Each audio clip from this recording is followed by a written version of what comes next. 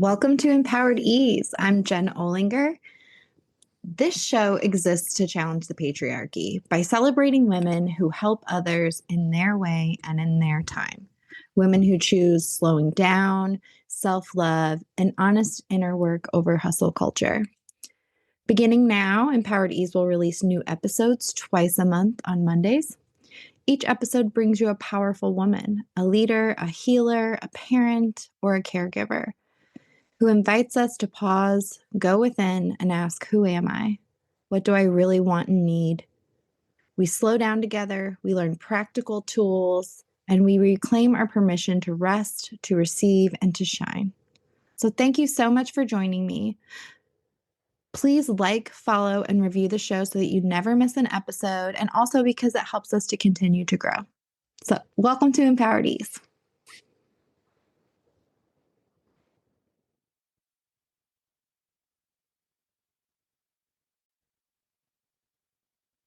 Welcome back to Empowered Ease.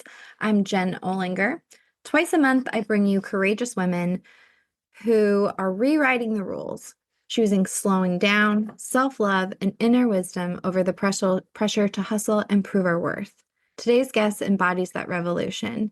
Jeannie Stumne spent more than 25 years leading and pouring herself into her work and family. And behind the success, she was drowning in overwhelm, exhaustion, and anxiety. A life-threatening shutdown forced her to rebuild from rock bottom. Through somatic healing and nervous system regulation, Jeannie recovered and reconnected with her true self. Now, a trauma-informed and somatic practitioner, she helps parents and leaders who have it all on paper but feel depleted inside end burnout and reclaim energy, joy, and the purpose through her somatic spark method and programs Reignite.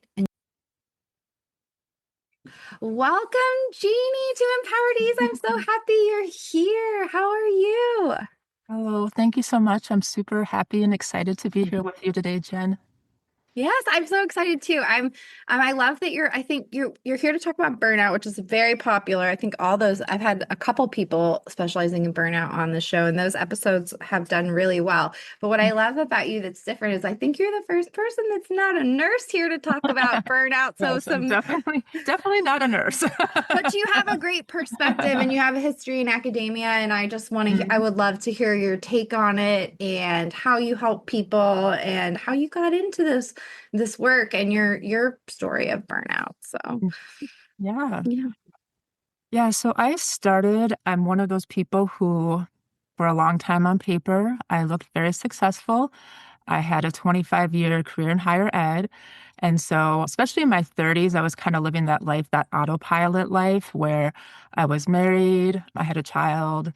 At the time, I was working full time. I moved up to a director role at the University of Minnesota, which is a very large institution. And I was successful in my career and I kind of had it all. But that's what it looks like. I was winning awards. I was doing all the things. But honestly, like most of the time with burnout, I was anxious, I was overwhelmed, I was depressed, and I was doing a lot of I would say improvement work and trying to figure out all those things. And really, I just struggled with not understanding what was going on with me. So why was I so overwhelmed? I even at one point got misdiagnosed in my 30s with ADHD, adult ADHD, because of the racing thoughts, the inability to focus. All of those symptoms were very similar to ADHD. So for a little while, I thought I had that. And I was getting to the point where I was trying everything and I just couldn't figure out, like, my life is like exactly what I wanted it to be in some ways.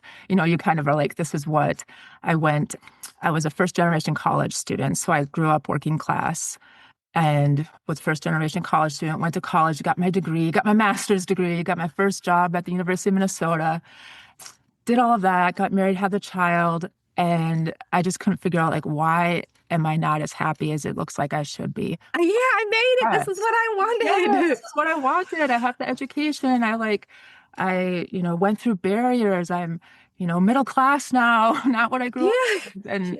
And so I just was getting really frustrated because my mental health was just, it wasn't great and I couldn't figure it out.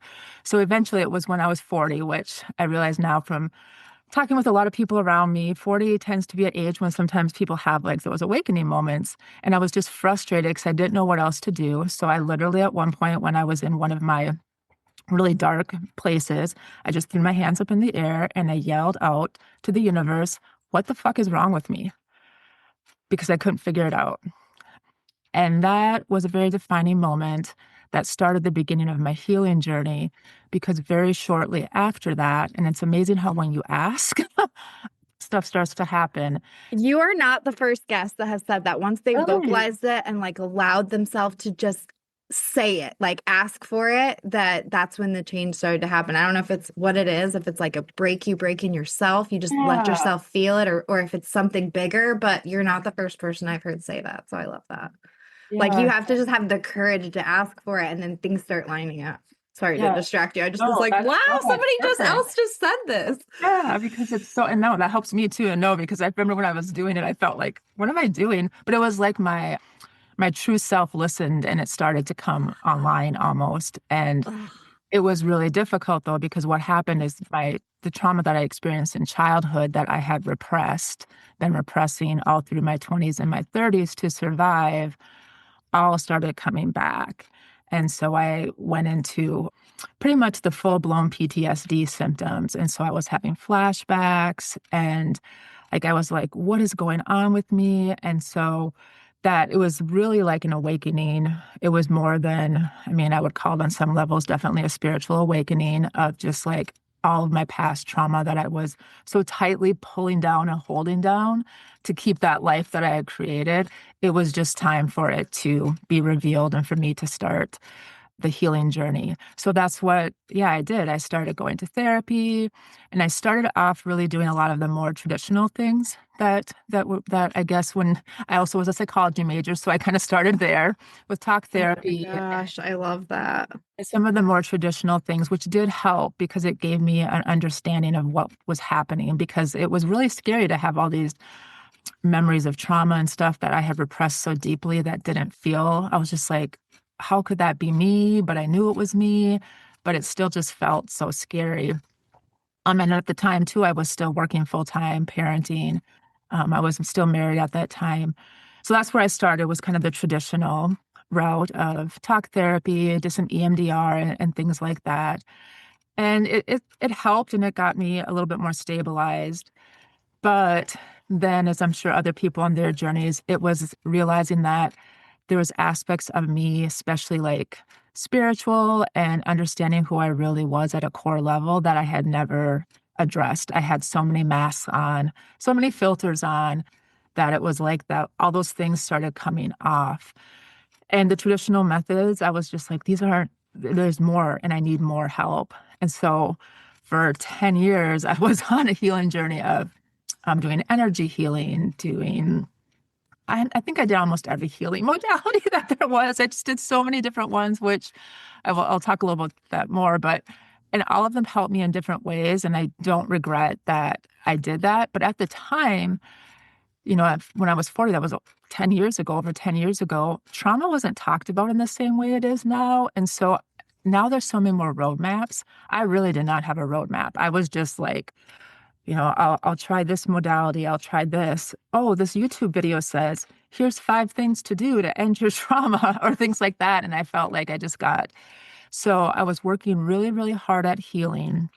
But during that time, I also ended up getting divorced. So part of that healing journey too was I started realizing that I never actually made choices about what I wanted in my life. And I wasn't connected to who I really was because I had so many masks. I was playing so many roles. I was playing out the patterns that came from childhood, that came from experiencing abuse and trauma, and realizing like what's underneath all those. And just the way that a lot of times relationships go, the relationship, I was just like, it wasn't fair to him because I was so deep in this healing. And I also knew on the other side of the healing that we probably wouldn't be at the same place. And so, on top of all that, I ended up getting divorced when I was 40, I think 42 also. And so, I kept going through, then in my mid 40s, working at healing, working full time, having my daughter part of the time, and then COVID hit. And so I was a director of an office, and it was with most people. We were at the University of Minnesota one day. All of our services were on campus in person. Next day, I have to have a whole office be moved to online services for college students. So amazingly, we did that and it all worked out. But obviously, as with a lot of people, that stress of living through COVID just added a whole nother layer. Additionally, I also lived in South Minneapolis at the time. So I was living in an area that was experiencing civil unrest at the time, too. During COVID, I was living really close to where the murder of George Floyd happened. So also my physical environment and everything going on in our community was also another layer adding up. And Mhm. so I was holding on, using all the coping mechanisms, healing as much as I could. But then in 2021, when I knew we'd have to go back to campus. So part of it was I was working remotely and I had enough flexibility that I was somehow like able to like keep going. But in 2021, when we were told to go back to campus, I just knew that there was no way with my mental health and physical health that I would be able to keep going and that I was already at the time I wouldn't have used the word burnout because I didn't understand enough about burnout. But in retrospect, I now realize that I have been in the stages of burnout for a long time. And I was to the point where if I would have went back, I know I would have at that point really experienced burnout. So I made the really, really hard decision to leave my 25-year career in higher ed. And I moved from South Minneapolis to Lakeville, Minnesota. So I went from living in the city to a suburb here in Minnesota, which was a big change. My daughter changed schools, and so we had a lot of changes. And my idea was that, well, I'll take some time, focus on myself and heal, and then start my own business and kind of reinvent myself. What happened, though, that I didn't realize is that burnout can also happen. Like you can leave your job and doesn't mean burnout just goes away. For me, what I ended up experiencing is my healing journey started moving so fast that I was almost doing too much healing work. And it eventually caused my nervous system and my body to completely shut down. So when I look at the next big moment, I actually spent almost a year in pretty much isolation, dealing with the healing of trauma. And my nervous system got so overwhelmed that I went into a catatonic state. And it was really hard to get help because I had to go to the emergency room 3 times because the idea of physical pain and mental and emotional pain coinciding was just really hard. And so it was hard to get help because people would say, well, you're depressed. And I'm like, well, I can't, I've been depressed before. This is different, but I just couldn't. And I was in physical pain. My whole body was just in pain because I had so much trauma that was leaving my body. So after 3 emergency room visits and basically getting to the point where I wasn't eating, I couldn't take care of myself. I had friends who, thank goodness, intervened. I reached out for help finally and said, I need help, which is a really hard thing to do when you're in that place, but I needed help. I needed community. And so they ended up helping me go to the emergency room the third time when I didn't want to go because I felt like I couldn't be helped. But they wouldn't give up on me. And they said, there has to be a way. We have to figure out what's going on. And so that last visit, they put me into an empath unit. And finally, after being there 2 days, the nurses, amazing, I will say in my time. That's one thing I don't complain about is the nurses. I complain about some of the other aspects of the care, but the nurses were amazing. So between the nurses and one of the psychiatrists, they finally figured out that I was in a catatonic state and that's why I couldn't function. My burnout was so far gone that it was past even burnout to catatonic. And so the only way to get me out of it was to do the Ativan challenge. And they did that. And I finally came back, basically came back Really? online is how I would experience it because it was like my true self and who I really am was just gone. I was barely functioning. And when they did what I guess they normally do to see if you're in a catatonic state, it worked. And within about 15 minutes of taking the meds, I all of a sudden like felt like I woke up again. And now in retrospect, I realize it was probably my nervous system was just so like overloaded and stuff, and the meds just helped me calm down. Oh my So gosh. once I figured out what was going on and I got meds, and then I went and did more trauma work, did some outpatient, did a lot of trauma work. And that was really when I started realizing, okay, now I know what I want my business to be focused on, Yes. is like a burnout, because there's so many different ways to experience burnout. And what I came to realize is that so many of us are in this constant state of burnout and we don't even know it. And it goes on for years because our nervous systems are stuck in a place that we're never meant to live in. And so, yeah, so that's kind of a long story, but that's I love it. how I I feel. relate with so much of it, my own burnout journey. I mean, not specifically, but I relate so to so many aspects of it. I think it's so powerful. I was like moved at points of it, but like, yes, I mean, seriously, like I think for me it was like listening to your story is like what I remember about it that was that like you can't communicate. I wasn't catatonic. I couldn't go to work for like 3 months. And when I did try to even think about it, there was like this physical sensation of a ball that felt like it was coming up my throat and like I would die. I knew I would die if like I was gonna choke on it. And it was just like people looked at me like I was crazy. But I'm like, this is real. This is real. Like, so just that like trying to communicate it and people not getting it, it's so hard. It's such a hard place. It's such a scary place to be in. I just empathize Oh, with thank that part you. of your struggle so hard because I've been there. You're welcome. It's hard. It's real and it's very, very scary.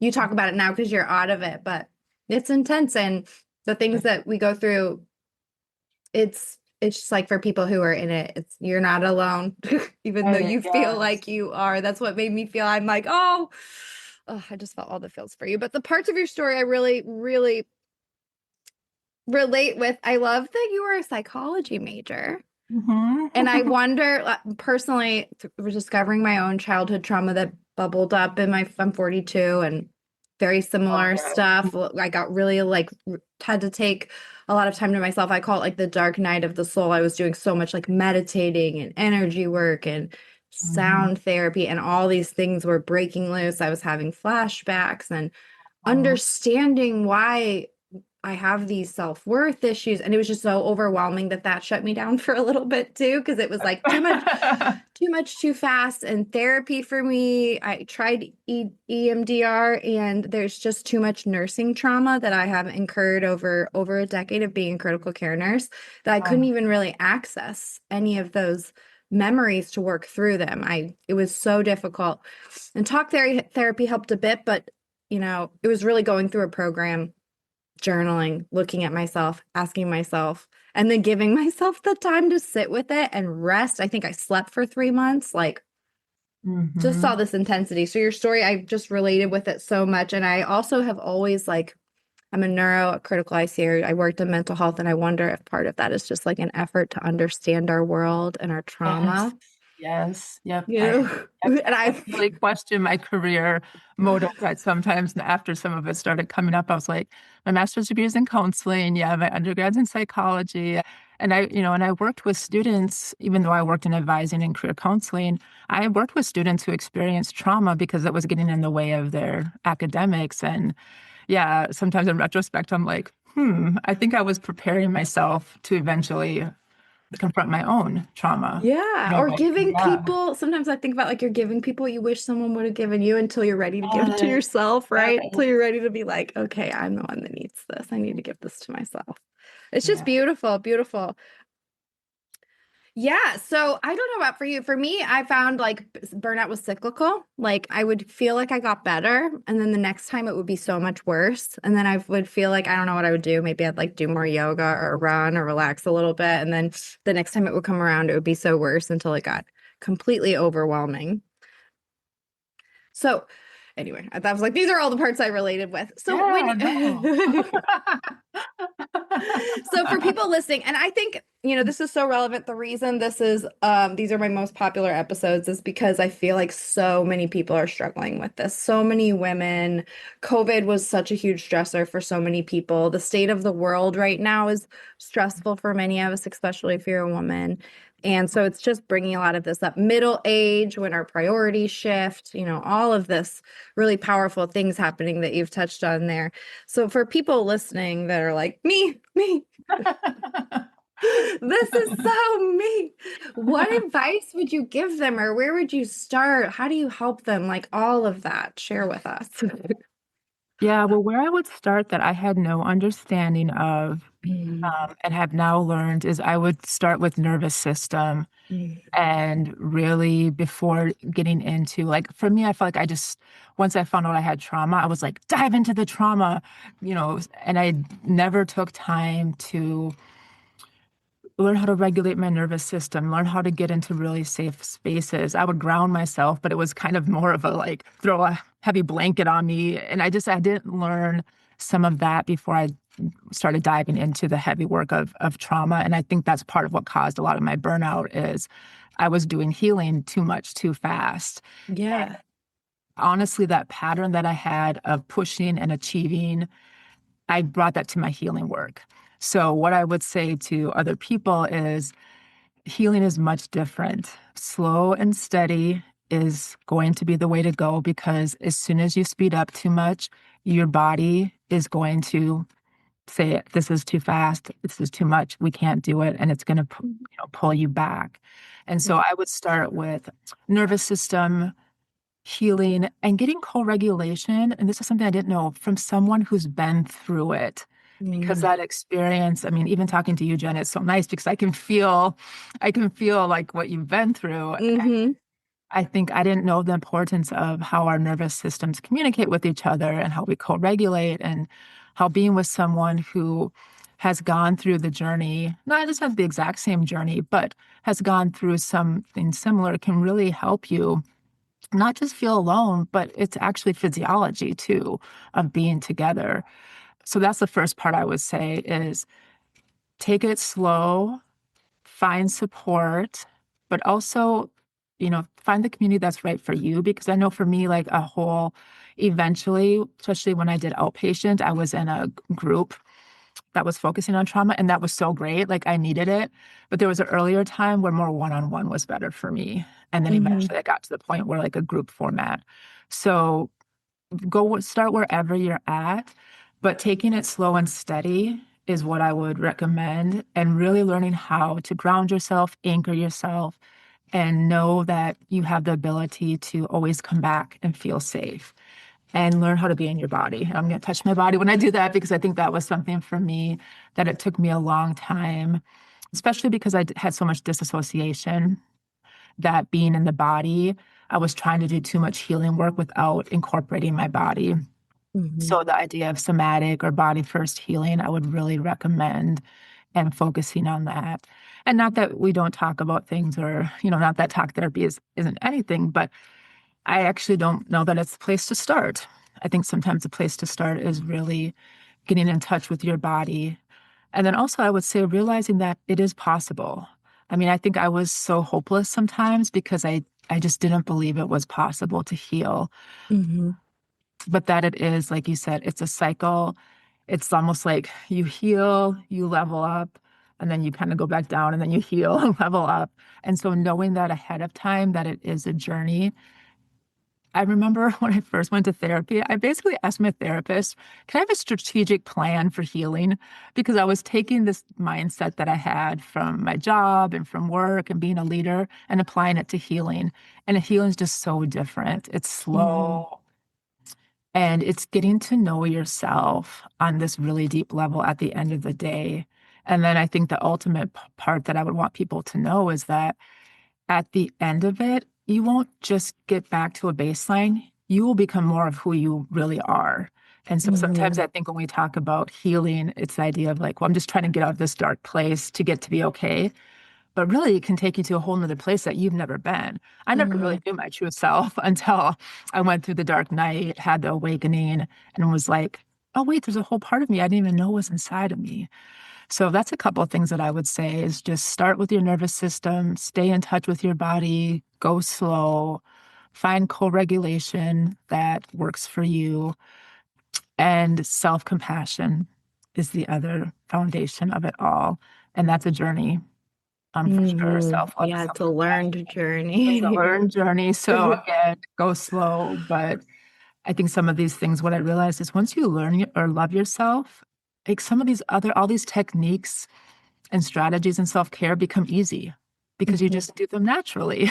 But when you're at a place where you're not loving yourself, you don't feel like you're enough, you don't feel like you're worthy, then all of these habits that support our health are so difficult to do. Yeah, yeah, yeah.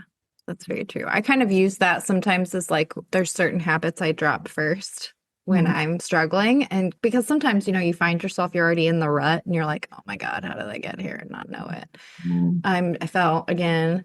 And so sometimes I'll use those like what self-care habits I'm dropping off. Like if I don't want to Yes. brush my teeth at night, I know there's something building up. If I'm Mhm. not taking the time to take care of myself and I'm feeling lazy, like usually there's something, sometimes I'm just tired, but sometimes, it's like, what am I avoiding here? Yes. So Yeah. I like using that as a guide. But oh my gosh, I love this. I love this advice because feel like even like people hear it, but the perfectionism in a lot of us, it's the most difficult thing to do.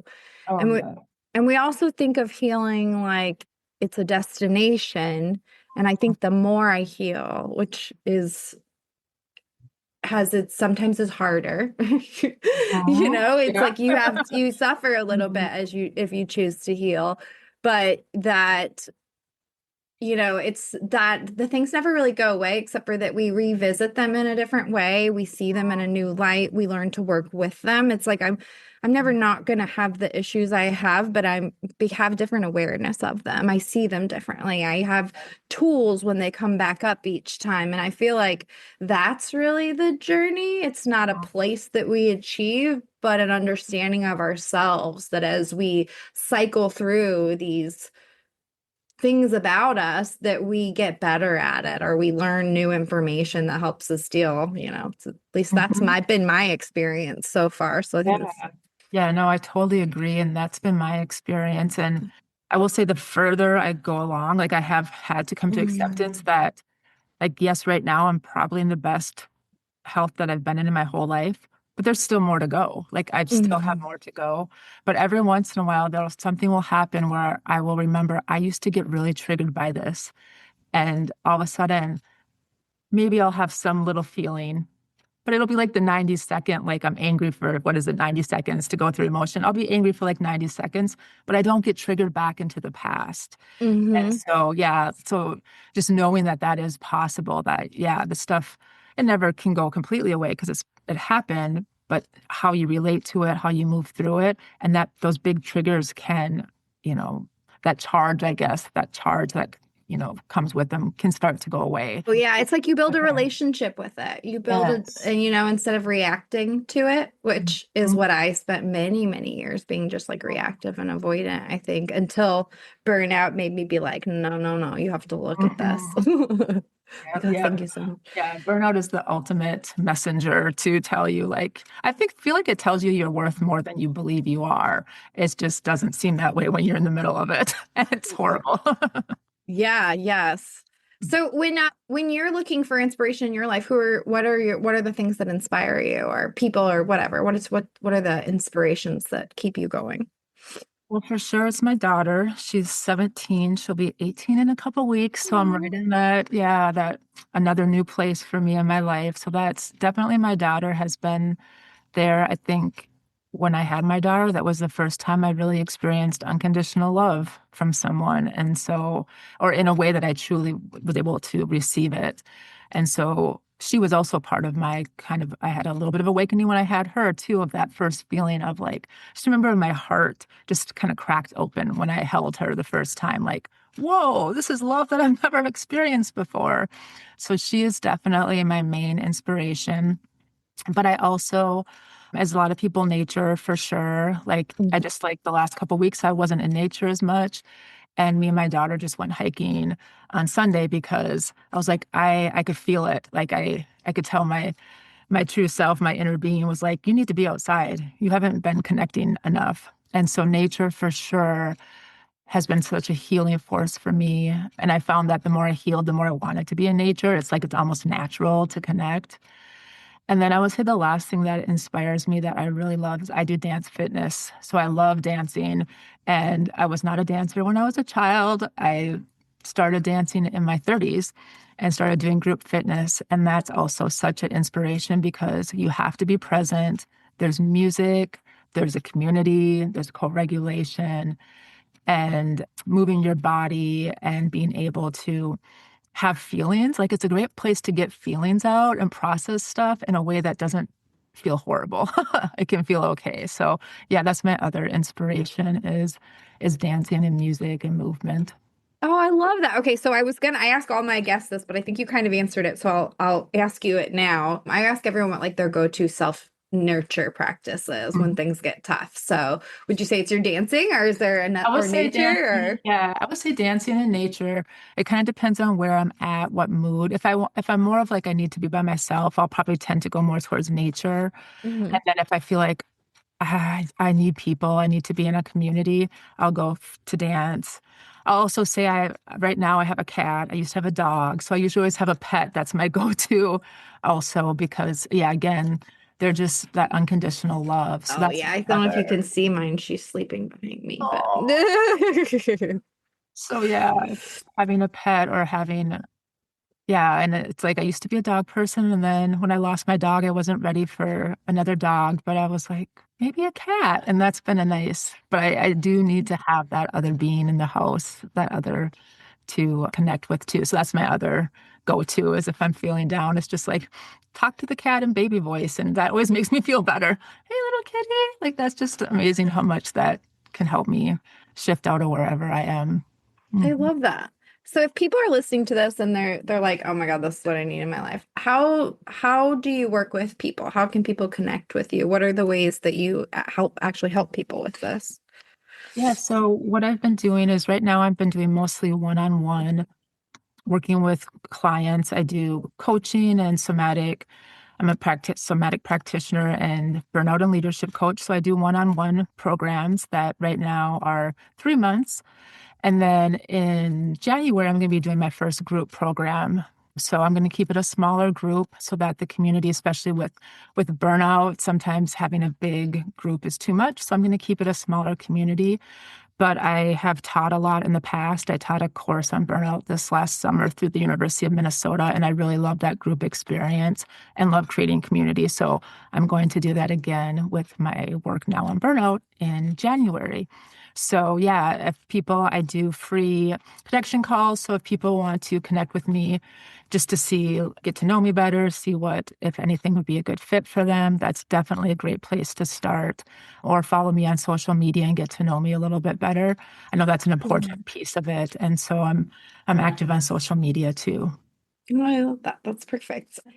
So, what is the website or social medias that people could go to? Because some people don't. I will put all of it in the show notes, but some Okay. people are listen. So, where can Yep. they go to find you? So my business name is Shine Brighter. And so the website is shinebrighterllc.com. Okay. And my And social. Mhm. what's your Insta or your social handle? And so my Instagram is at Jeannie Coaching. Okay. I Mhm. love that. Is there anything that you would like to leave my guests with before we go? Yeah, I just, number one, I want to say thank you for having me and for giving me the chance to connect with everybody and letting me tell my story. I mean, I think that's part of it. And I want to offer hope to people that there is hope, even though it's not necessarily a linear journey or it's not necessarily going to happen in a week or a month, but there is hope. And that's one of the things that I want to offer. And I want to offer, yeah, myself too. I love connecting with people and emailing me or scheduling a connection call because I think it's important to meet people who have been through it and have come out to the other side and also know they're still healing. Like there's that. um, Yes, that yes. realization that like we're never done. And sometimes I know it was hard for me when I was in my journey because I would see people who they're just like, I went through all this and I'm done and I'm great and everything's fine. And it's like, is it? And it's like, well, yeah, it is, but you're still always healing. So I want to offer that Yeah. too, that I am in a great place. I am so much better than I've ever been, but I am still on the journey with everybody too. So that's an offering too I'd like to give to everyone. We're in it together. You're not alone, even when it feels that way. And also I know how hard it is to make the first reach out. And for Yes. me, reaching out to a friend when I was in the darkest place was so hard, but it saved my life. And so sometimes if you can get that first little reach out to somebody, it's so important and you're worth it too. Hmm. Powerful, powerful advice. Thank you so much. I really enjoyed our conversation. It was Yeah. honestly healing for me to hear your story. It's really powerful when people share such vulnerable Thank things. So thank you so much. I really appreciate it. you so much. It was great. Thank you. That's a wrap for this episode of Empowered Ease. I hope you were inspired by today's guest and felt empowered by their story. Our listeners have been growing, and I am so thankful. Welcome. You can aid in that growth by helping us by liking, subscribing, and leaving a review. I'd love to hear your feedback and suggestions for future guests and for how you are empowering others in your community. So until we meet again, keep challenging the norms and empowering those around you.